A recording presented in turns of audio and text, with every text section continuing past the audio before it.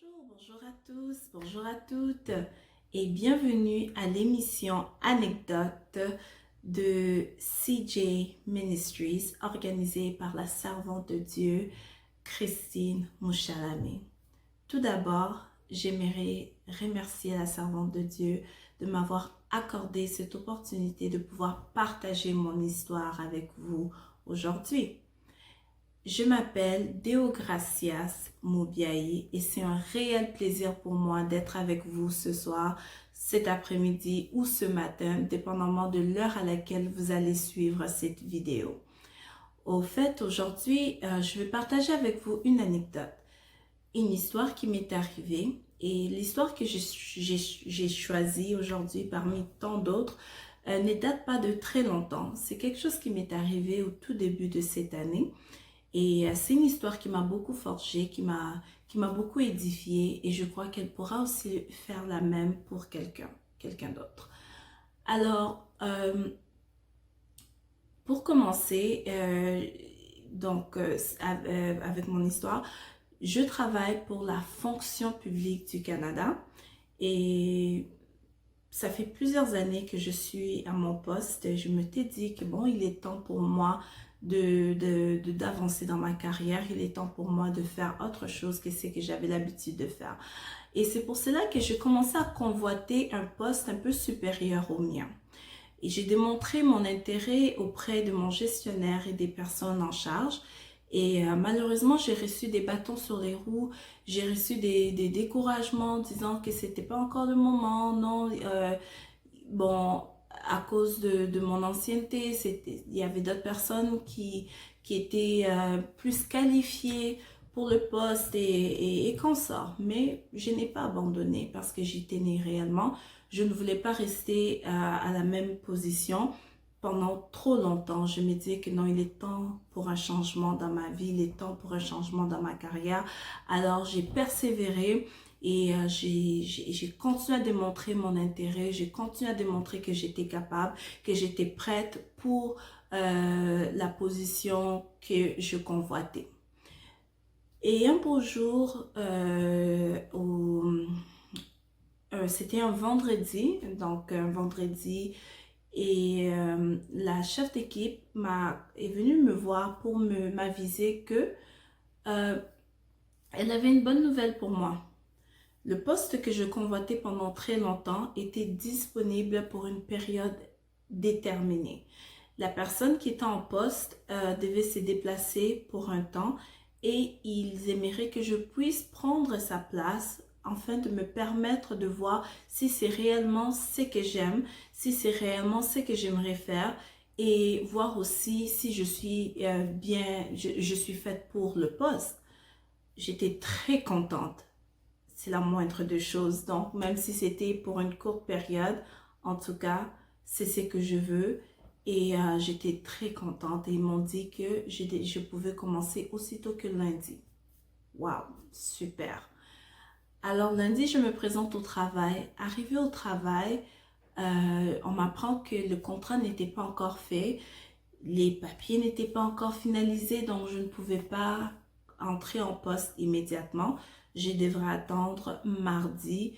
Lorsque tout sera prêt, là, je pourrai débuter la nouvelle position. Alors, j'étais correcte avec ça, pas de problème. J'ai attendu 5 ans pour y arriver. Attendre une journée, ça ne me fait rien vraiment. Arrivé mardi, on m'avait aussi avisé que je ne ferais pas mon shift habituel qui est de 8 à 4, mais je devrais faire de 10h à 18h. Encore mieux, de 10h à 18h, pas d'excuses, pas de raison d'être en retard. Ça me permet de prendre un peu plus mon temps le matin et de vraiment arriver à l'heure et leur montrer de quoi je suis capable. Alors, je vous dis que je suis retournée à la maison, toute excitée et prête pour commencer une nouvelle journée le lendemain. Et arrivé mardi matin, je me réveille et j'ai toujours l'habitude de me réveiller tôt pendant la semaine parce que il y a les enfants qui doivent aller à l'école, d'autres qui vont à la garderie. Alors, je devais quand même me réveiller très tôt. Je me suis réveillée pour préparer les enfants, mais ce matin-là, je me suis réveillée avec une forte douleur. Une douleur, donc je n'ai même pas des mots pour la décrire. La douleur était au niveau de l'abdomen. Elle était intense. C'est comme si on a pris un couteau et on l'a enfoncé dans mon ventre. Peu importe le côté où je bougeais, la douleur aussi s'en allait du même côté. C'était très fort, très intense et très douloureux. Cette douleur était accompagnée de plusieurs autres symptômes. Pour ne pas vous dégoûter, je n'irai pas dans tous les détails, mais je vous dis, c'était un matin très difficile. Un matin pas comme les autres. Je me suis dit, en tout cas, aujourd'hui, ce n'est pas le jour pour essayer avec moi. J'ai dit, aujourd'hui, ce n'est pas le jour pour me combattre. J'irai au travail, peu importe la douleur, peu importe ce que je ressens, j'irai au travail. Mon mari m'a aidé avec les enfants. Il m'a aidé à m'organiser et j'ai pu me reposer un petit peu plus et en espérant de me sentir mieux pour arriver au travail à 10 heures. Malheureusement, ce n'était pas vraiment le cas car la douleur, je vous dis, elle était vraiment atroce. Je suis arrivée en retard, avec quelques minutes de retard au travail. Je leur ai expliqué la situation. Ils ont compris, ils m'ont demandé si je voulais vraiment être là. J'ai dit non, j'ai insisté que il n'y a aucune excuse pour moi de manquer cette journée ou de manquer cette opportunité qui m'a été offerte. Alors, j'ai travaillé. Par la grâce de Dieu, j'ai pu finir mon quart d'heure de 10h à 18h avec le léger retard que j'avais. Je l'ai rattrapé à la fin de la journée. Mais la douleur persistait. Alors, je me suis sentie dans l'obligation de me rendre aux urgences parce que je ne pouvais pas rester avec cette douleur et les symptômes qui accompagnaient la douleur. Arrivée aux urgences, cette même soirée, je suis retournée à la maison. Je me suis assurée que les enfants avaient de quoi manger et tout. Et après, je suis partie aux urgences avec mon mari. Mais comme je disais, arrivée aux urgences, ils ont vérifié la température, ils ont vérifié la pression. Ils ont aussi pris le sang sur place juste pour voir comme s'il y avait quelque chose dans le sang ou quoi que ce soit. Et parce qu'accompagné de la douleur, il y avait aussi des saignements. Et ils nous ont demandé d'attendre. Nous avons attendu. Et moi, je me suis dit que vu que je suis arrivée à l'hôpital vers 20h, 20h passées, ça ne devrait pas être long. D'ici 1h du matin, 2h ou même au plus tard 3h, selon mes calculs, je serai déjà libérée. Je pourrais aller me reposer quelques heures et retourner encore au travail le lendemain. C'était ça mon plan. Alors on arrive, on attend. 21h, 22h, 23h, minuit. Je n'ai toujours pas vu le médecin. Je suis encore dans la salle d'attente. 1h du matin, 2h du matin, 3h du matin, je suis encore dans la salle d'attente. Là, je commence à me décourager un peu parce que la douleur aussi a commencé à cesser. Déjà vers minuit, 1h, ça avait diminué. Et vers 3h du matin, je ne ressentais plus rien.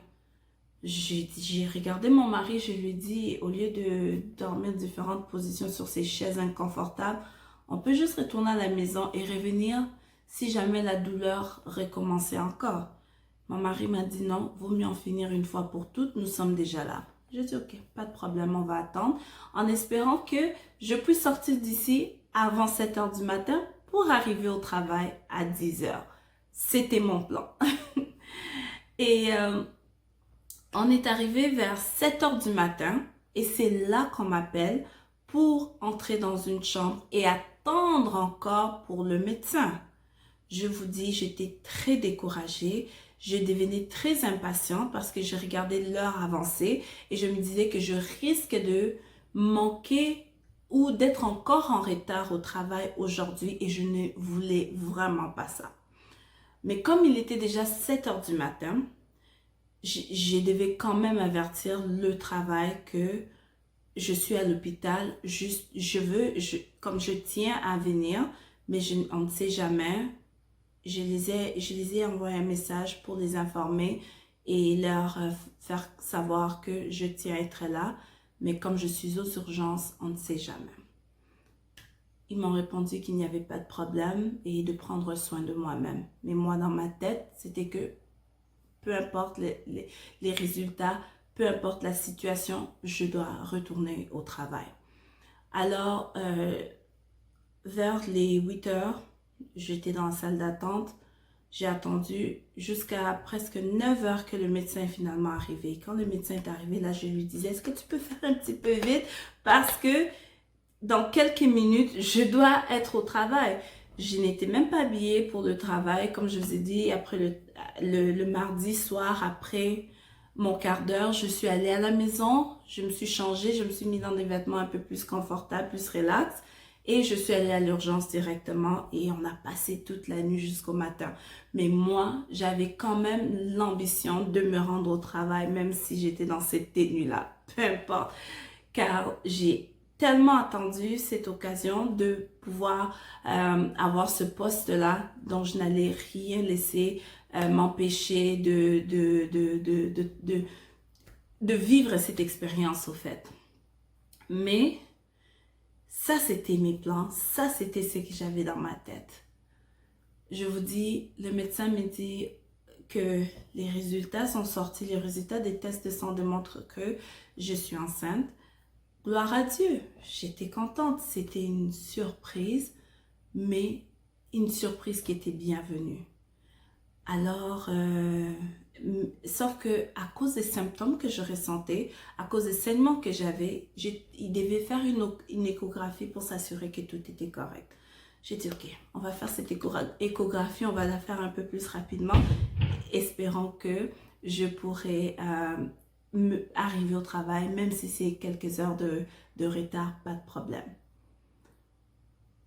Je suis allée faire l'échographie. J'ai vu dans la salle d'attente que ça peut prendre à peu près 1 heure pour les résultats d'échographie.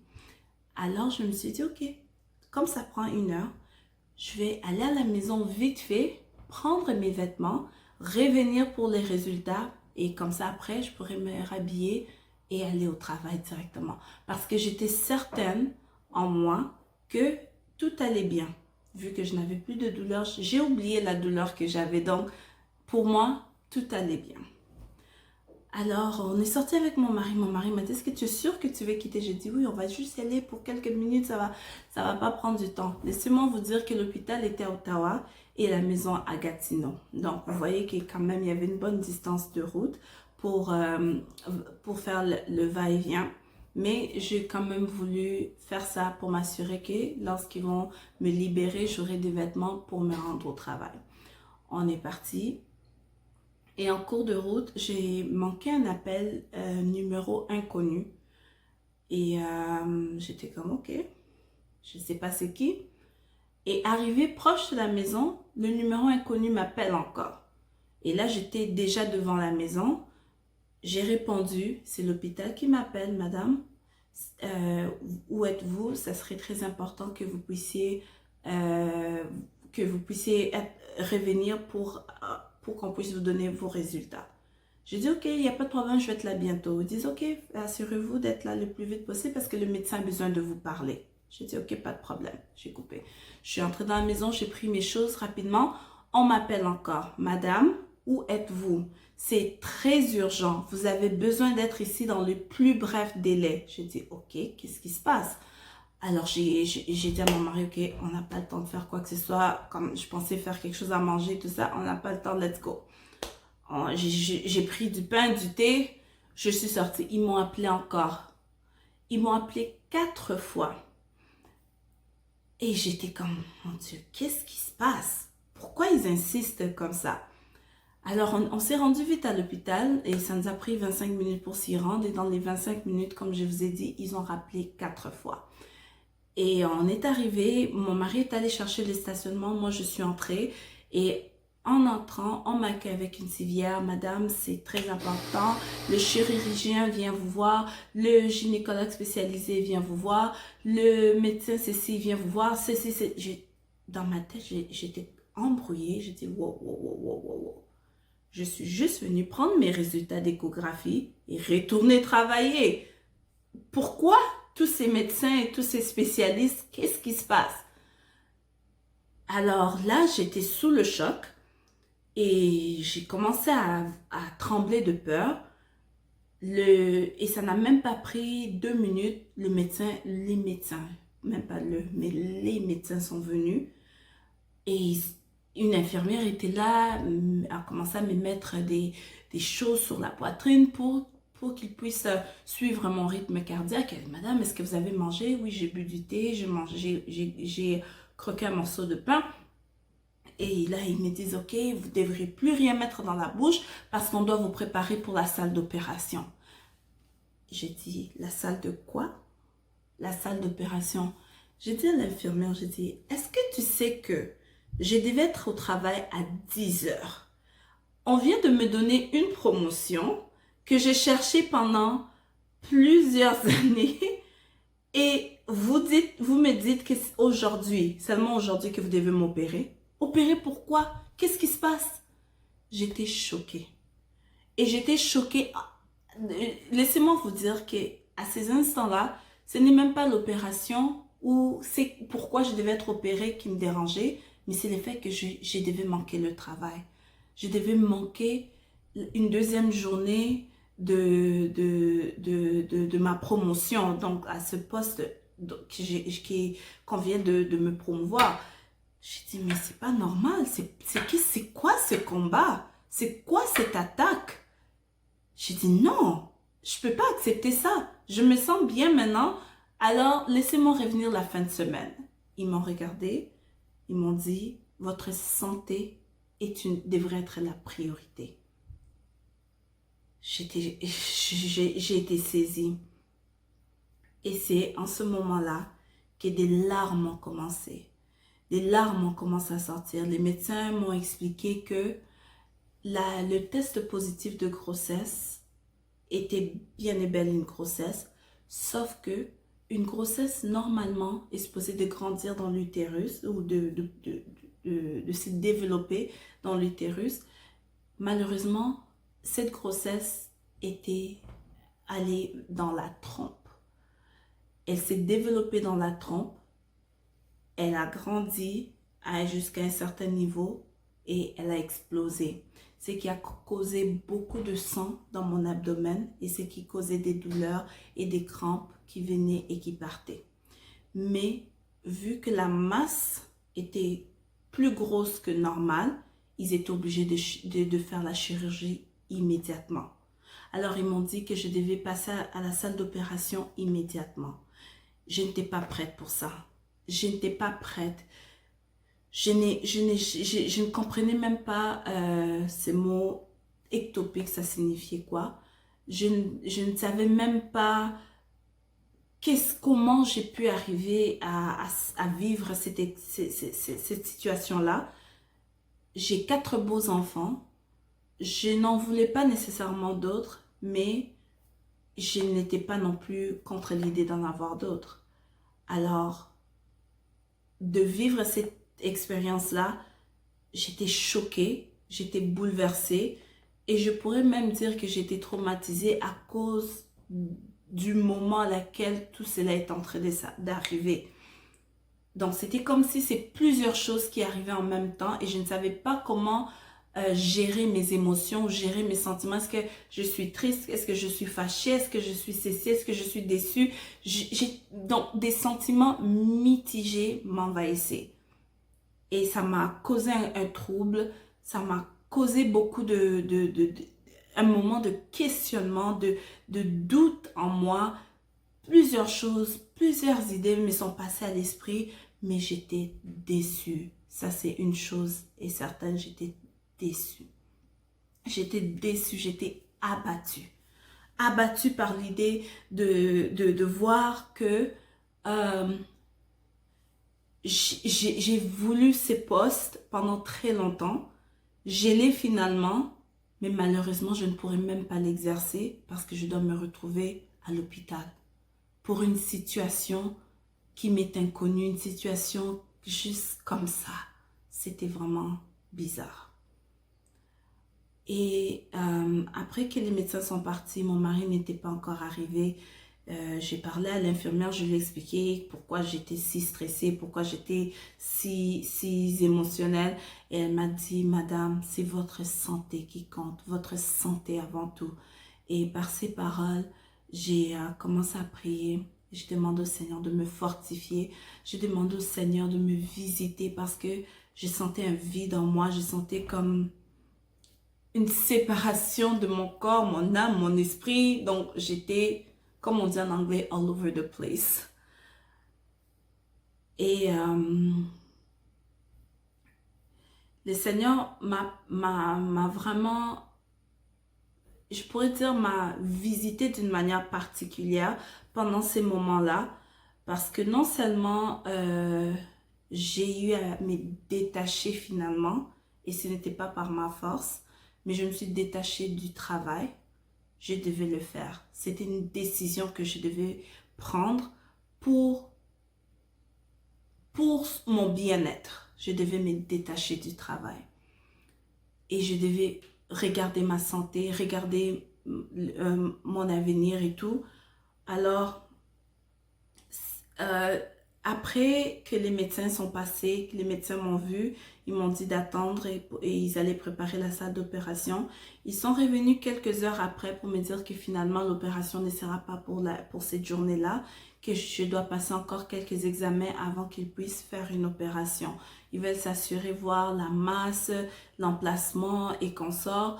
Donc, ils m'ont demandé d'attendre les examens que je devais suivre devaient se faire le lendemain matin sans que je puisse avoir mangé quoi que ce soit. Donc, je devais être à jeûne. Et j'ai profité de ce temps-là pour implorer la faveur de Dieu, pour implorer la grâce de Dieu, pour implorer le Seigneur. Parce que après m'être détachée de mon emploi, maintenant c'était la peur qui m'a envahie. La peur de l'opération. La peur de qu'est-ce qui m'attendait. Est-ce que j'allais survivre à cette opération? Est-ce que c'est aujourd'hui le jour que je veux mourir? Est-ce que c'est comme ça que je veux mourir? Donc moi, c'est sur un lit d'opération que je vais mourir, laisser mes enfants, mes beaux enfants tout petits comme ça. J'ai commencé à avoir peur, j'étais inquiète. Et le fait de voir ma famille autour de moi, ça ne m'aidait pas vraiment parce que aussi, je voyais l'inquiétude dans leur regard et je voyais non. On va prier qu'il ne puisse pas avoir d'opération. Et puis moi aussi, j'étais comme, oui, je refuse l'opération, je refuse l'opération. Mais après un temps, j'ai commencé à prier. J'ai fait 2 jours hospitalisés avant l'opération, sans compter la journée où j'étais aux urgences. Donc, on pourrait dire 3 jours et demi à l'hôpital. Et j'ai pris ce temps-là pour prier, implorer le Seigneur. Et je me suis dit, mais pourquoi j'ai peur? Pourquoi j'ai peur de l'opération? Où est ma foi? Où est ma confiance en Dieu? Et en ce moment-là, je vous dis que comme je vous ai dit, je me suis tournée vers le Seigneur entièrement. J'ai dit, je mets de côté mes pensées, je mets de côté ma peur, je mets de côté mes inquiétudes, je mets de côté le travail, les regards des employeurs, les regards des chefs. Je mets de côté tout cela, Seigneur, toi et moi. Et aide-moi à surmonter cette épreuve. Aide-moi à surmonter cette situation difficile. Je vous dis que ça n'a pas été facile du tout. Je n'ai pas le temps pour entrer dans tous les détails de mes sentiments et comment ça a été très difficile, mais comprenez que ça n'a pas été difficile, ça n'a pas été facile, pardon, mais je devais le faire. J'ai imploré le Seigneur et dans le temps que ça a pris, il y a un verset qui me revenait constamment en tête et ce verset se trouve dans le psaume 23, le verset 4 du psaume 23 où la Bible nous dit: quand je marche dans la vallée de l'ombre de la mort. Je me suis répété cela. Quand je marche dans la vallée de l'ombre de la mort. Je me suis dit que je suis certaine que dans cette vallée-là, ce n'était pas ensoleillé, ce n'était pas rosé, ce n'était pas tout beau. Mais tu traverses cette vallée sans craindre quoi que ce soit, en ayant confiance que Dieu est avec moi. C'est ça que je me suis dit pour me réconforter. J'ai répété ce verset: quand je marche dans la vallée de l'ombre de la mort, je ne crains aucun mal, car tu es avec moi. Ta houlette et ton bâton me rassurent. J'ai répété ces passages, j'ai répété ces versets, j'ai prié, j'ai imploré le Seigneur. Et j'ai pu finalement passer par l'opération. Quelques jours après, on m'a opéré. Et lorsque je suis allée sur le lit d'opération, j'étais prête pour l'opération.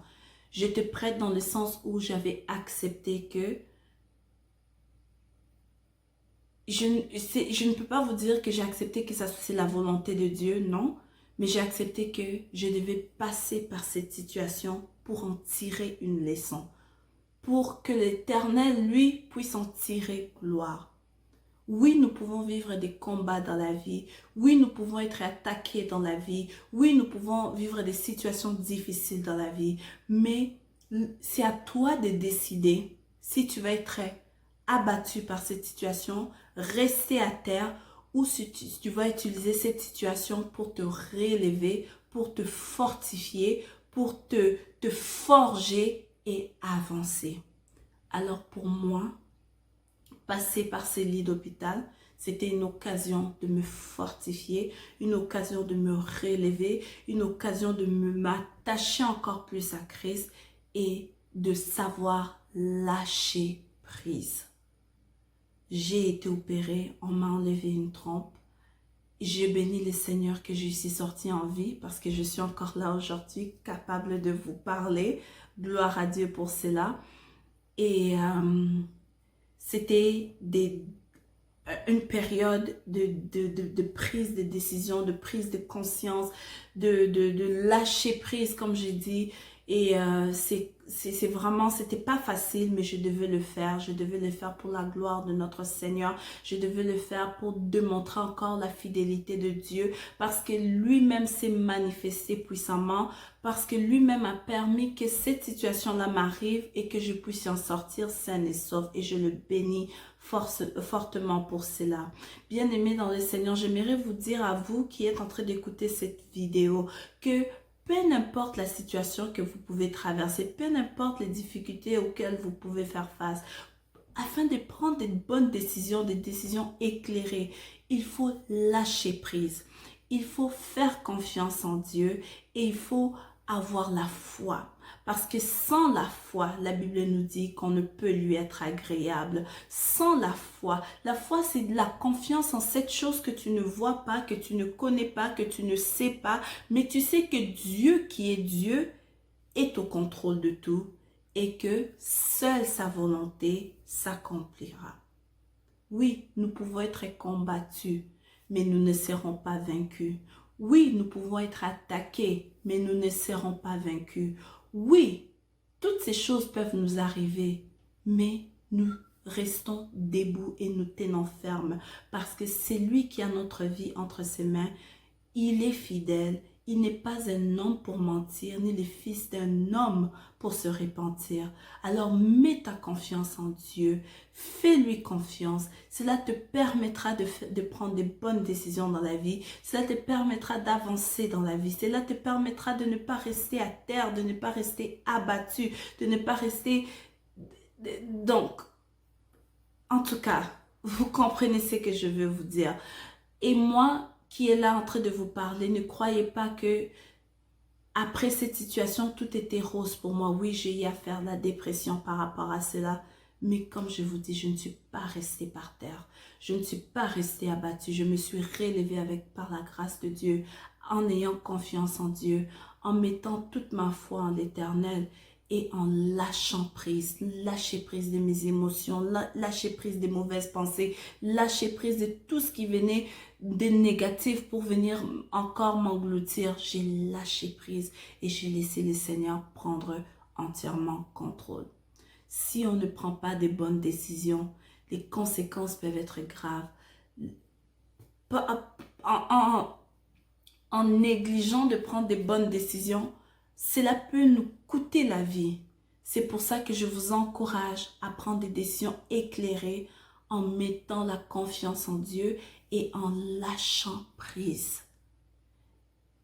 Voilà ce que j'avais à partager avec vous aujourd'hui. Ne faites pas comme moi, qui était tellement concentrée sur ma promotion, tellement concentrée sur ce poste, sans tenir compte de ma santé, sans tenir compte de mon bien-être, ni tenir compte du message que le Seigneur voulait me faire comprendre pendant cette période-là.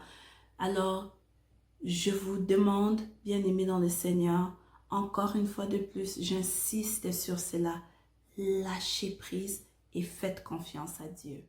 Que le Seigneur vous bénisse. À bientôt.